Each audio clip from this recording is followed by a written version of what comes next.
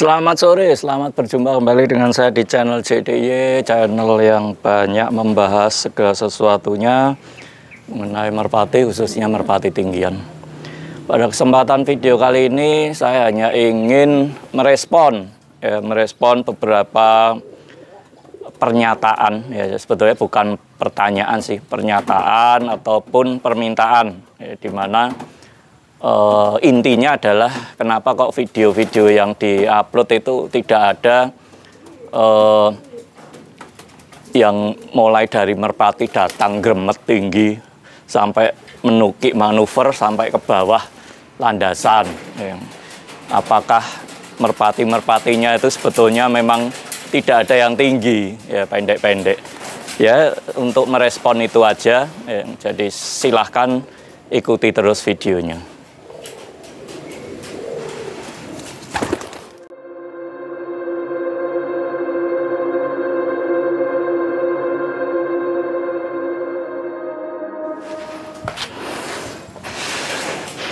Yang pertama sebetulnya sih bukan menjawab pertanyaan, ya cuman sekedar merespon aja. Jadi baik secara online maupun secara offline itu ada sih ya beberapa yang sempat menanyakan kenapa kok nggak waktu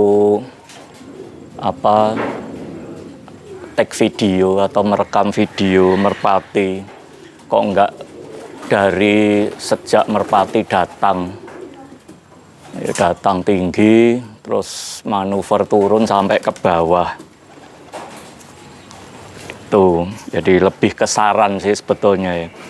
Jadi jujur aja saya sih pengennya juga kalau memungkinkan tentunya akan melakukan hal seperti itu ya, karena keren banget ya kalau merpati yang sedemikian tingginya hampir tidak kelihatan, kita bisa syuting merpati datang ya pelan-pelan gremet terus sampai dia manuver turun, bisa kesut terus videonya sampai bawah. Wah, itu sangat luar biasa sekali. Pengennya sih begitu ya, tetapi kesempatan kali ini saya ingin memberikan penjelasan, bukan untuk membela diri ya, karena sebetulnya semua video yang saya buat di YouTube itu motivasi awalnya adalah agar permainan merpati tinggian ini yang menurut saya sih semakin lama semakin kesini ya, dengan perkembangan teknologi, perkembangan zaman ini, saya lihat kan semakin tergerus, ya tergerus dengan permainan-permainan lain. Kita bisa lihat sendiri anak-anak muda sekarang lebih banyak yang seneng bermain gadget, HP, ya, komputer, internet ya, daripada mereka bermain merpati. Sebagai contoh aja, saya punya anak laki ada 3. Satu pun tidak ada yang menyukai merpati. Ya.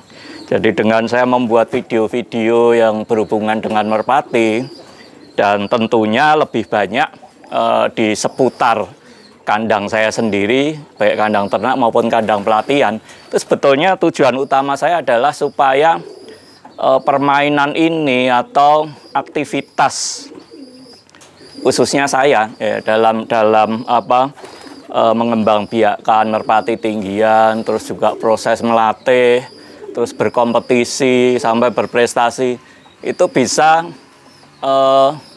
tetap tersimpan ya, baik secara online ya, lebih banyak secara online, dan itu bisa dilihat atau dinikmati mungkin anak cucu cicit kita nantinya. Itu entah 10 tahun lagi, entah 20 atau 30 tahun lagi, supaya mereka itu bisa tahu, oh ternyata dulu itu ada permainan seperti ini. Ya, jadi sama sekali video-video yang saya buat ya, itu tidak ada tujuan untuk mencari pengakuan ya, atau mencari istilahnya sanjungan atau apa itu udah lewat ya. Kalau buat saya tuh masa-masa mencari pengakuan itu sudah lewat. Jadi masa saya sekarang ini adalah masa bagaimana saya bisa menikmati hobi ini, saya bisa mengembangkan hobi ini, terus bisa memproduksi, ya, mencetak merpati-merpati yang kualitasnya bisa semakin baik, dan masa-masa saya berkompetisi dan memberikan pembuktian bahwa merpati-merpati saya bisa bersaing. Itu ya. Dan jadi kalau ada yang istilahnya menganggap ya bahwa merpati-merpati di lapak Karangwatu Muntilan, mungkin khususnya di kandang saya, Panggung Matam itu tidak ada yang tinggi. Ya, burung-burung pendek semua, makanya terlihat kenceng-kenceng bawahnya. Ya nggak apa-apa. Ya. Jadi kita nggak terlalu musingin dengan kata orang. Jadi cukup mereka yang sudah pernah datang ke lokasi langsung, ya, melihat langsung. Ya mereka bisa menilai sendiri. Ya khususnya tentunya kalau pas waktu event ya, event lomba. Nah itu kan burung-burung yang memang sudah stabil. Nah itu nanti bisa dilihat ya burung tingginya seberapa. Jangan datang sekali. Kebetulan pas giringan burung-burung baru yang jarak lepasnya belum jauh, belum stabil tinggi, terus berkesimpulan, ya berkesimpulan burung sana tuh pendek-pendek dan itu disebarkan gitu loh, suara itu disebarkan kemana-mana. Jadi seakan-akan hanya ingin menggiring opini, ya, membentuk satu opini bahwa merpati-merpati di Karangwatu Muntilan, ya, mungkin khususnya merpati di Panggung Kuning Mataram, yang dimana saya melatih di sana itu tidak ada yang tinggi. Ya kita sih sebenarnya nggak mau pusing ya masalah itu ya. Jadi bebas. Jadi masing-masing kan bebas untuk menilai, bebas untuk berasumsi. Karena itu sama sekali tidak berpengaruh. Buat saya pribadi sama sekali tidak berpengaruh. Ya. Itu. Cuman yang saya lihat sih biasanya suara-suara itu muncul dari mereka-mereka yang sebetulnya itu justru tidak pernah mungkin memantau langsung, atau mungkin memantau hanya sekali, ya, terus ambil kesimpulan, ya. Atau mereka-mereka yang sebetulnya itu memang fokusnya adalah jualan, ya, jualan, sehingga dia menggiring opini bahwa merpati-merpatinya di Karangwatu Muntilan khususnya merpati saya tidak ada yang tinggi. Nah seperti itu. Dan biasanya mereka-mereka yang bersuara itu kebanyakan justru mereka-mereka yang tidak pernah ikut dalam berkompetisi. Jadi dia hanya modal terah ini, terah itu. Ya, mereka ternak, mereka jual, dan mereka sendiri tidak pernah ngetes, tidak pernah membuktikan hasil ternakannya itu di arena yang sesungguhnya. Ya, itu yang saya pahami. Tetapi itu nggak masalah ya. Jadi karena prinsip saya semua bebas memberikan penilaian, semua bebas berasumsi, selama mereka bahagia ya nggak apa-apa ya kan. Bikin orang bahagia kan dapat pahala ya. Itu ya. Jadi terus kenapa kok tidak ambil videonya tuh dari posisi burung datang tinggi, ya, terus nukik ke bawah sampai landasan. Jadi jawaban saya sih sebenarnya gampang ya. Kalau ada yang mampu, minta bayaran berapa, bilang ke saya. Jadi waktu lomba di Karangwatu Muntilan silahkan. Anda mau bawa kamera profesional, kayak mau bawa iPhone yang terbaru, boleh. Jadi kalau memang setiap burung yang datang, ya, itu bisa shoot ya, dari burung datang ya, sampai menukik sampai ke bawah, bisa ke shoot video, minta bayaran berapa saya siapkan ya. Tapi kalau ternyata gagal ya silahkan iPhone-nya atau kameranya ditinggal. Ya itu. Jadi mengambil video, ya, mengambil video merpati yang sedemikian tinggi, itu berarti kan objeknya itu sangat kecil, ya, sangat kecil sekali, dan merpati tomprang tentunya berbeda dengan merpati kolong. Ya, merpati kolong jarak lepasnya tidak lebih dari 1 kilometer, dan itu di tanah yang los, ya, tanah yang los biasanya di sawah. Jadi pelepasnya melepas burung di titik lepas saja dari posisi apa joki geber aja kadang sudah kelihatan burung naik. Itu burung naik. Otomatis posisi kamera itu sudah bisa di-set posisi datangnya burung, itu lebih mudah. Dan kolong kan ya cuman sekotak itu. Ya, burung datang pun mau dari kiri kanan sampai depan pun pasti datangnya ya sekitar situ. Jadi untuk mengarahkan posisi lensanya kamera itu jauh lebih mudah. Terus yang kedua juga ketinggiannya kan jelas berbeda. Jadi posisi burung yang sangat tinggi walaupun menggunakan kamera telepon, ya, itu akan sulit untuk mendapatkan fokus. Ya, karena objeknya sangat kecil, dan ini bukan objek berhenti loh. Ya, ini objek yang bergerak sedemikian kencang, nukik ke bawah. Anda mau bikin fokusnya itu menurut saya sih kalau yang bisa dapat, ya, itu benar-benar sangat-sangat profesional, dan juga mungkin perangkat pendukungnya juga pasti lumayan mahal itu kameranya, ya.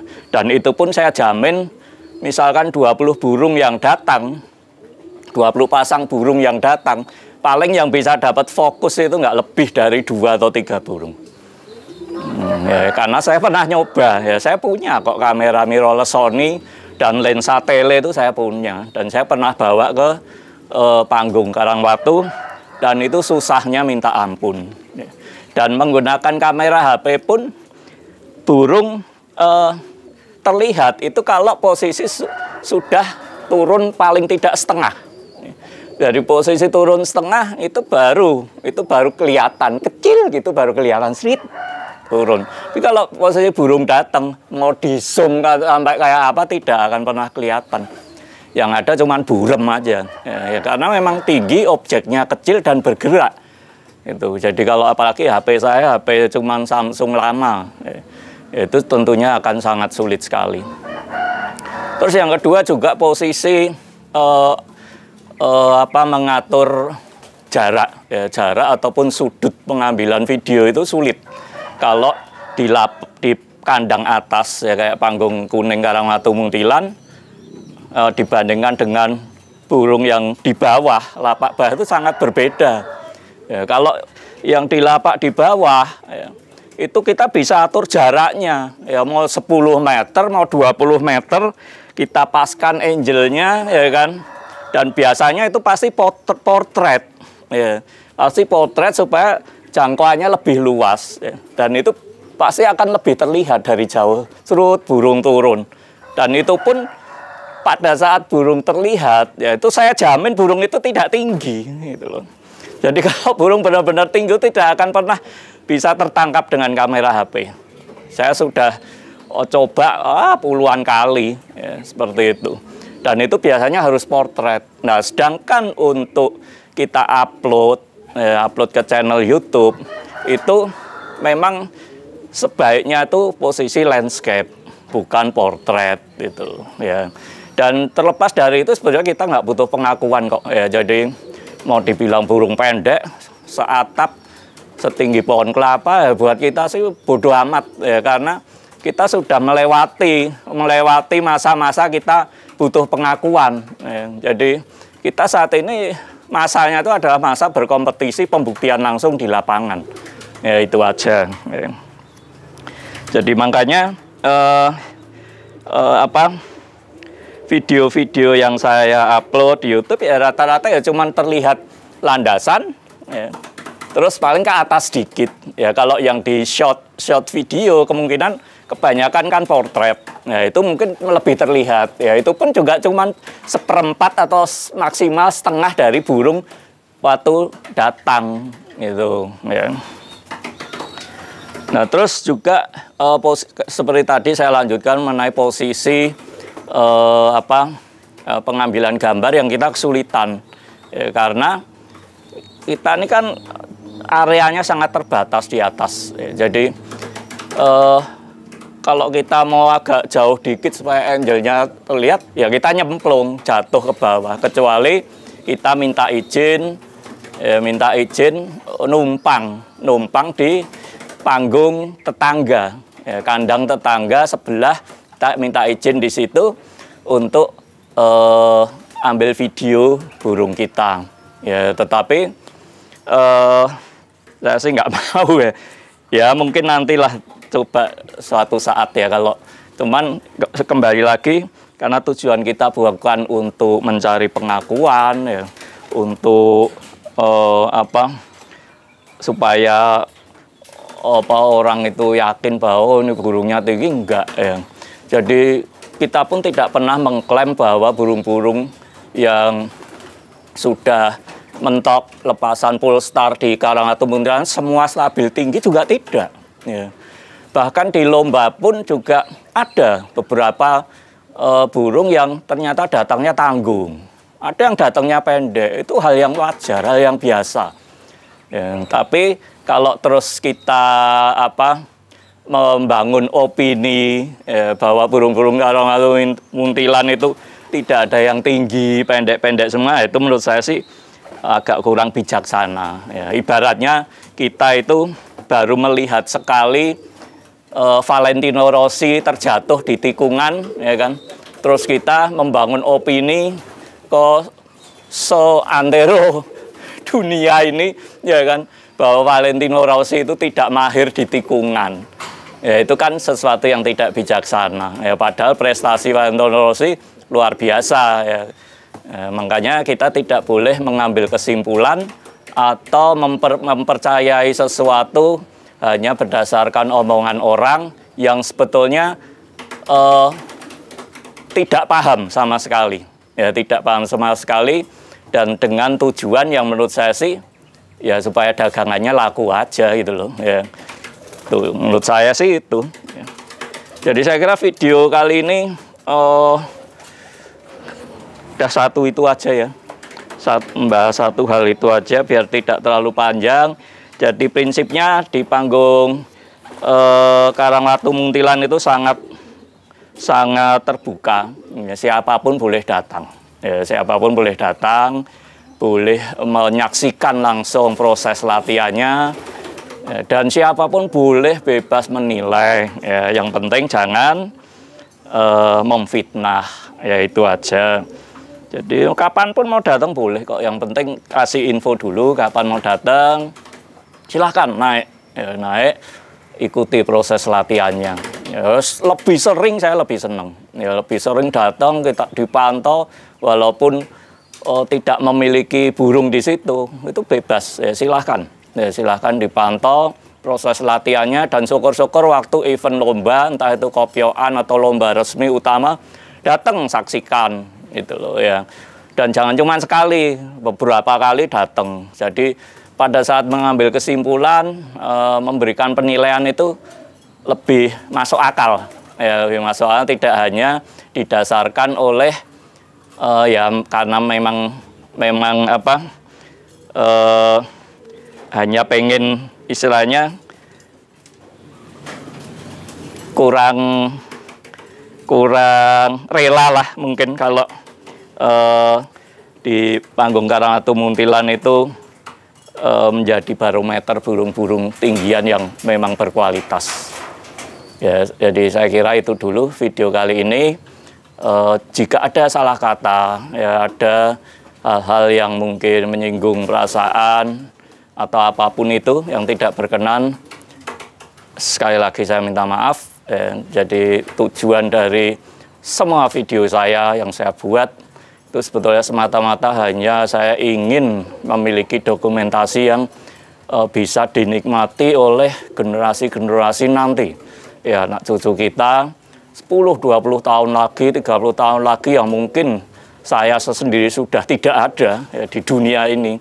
Ya, tapi supaya permainan yang asli Indonesia ini, merpati tinggian, yang memiliki nilai seni yang tinggi ini, itu tetap bisa dinikmati anak cucu cicit kita. Walaupun nggak tahu ya 30 tahun lagi atau 40 tahun lagi mungkin permainan ini sudah tidak ada mungkin ya siapa tahu kalau di semua wilayah Indonesia ini sudah jadi negara yang sangat maju, isinya semua gedung-gedung pencakar langit ya. Repot ya main merpatinya. Oke, sementara itu dulu videonya. Terima kasih dan semoga bermanfaat.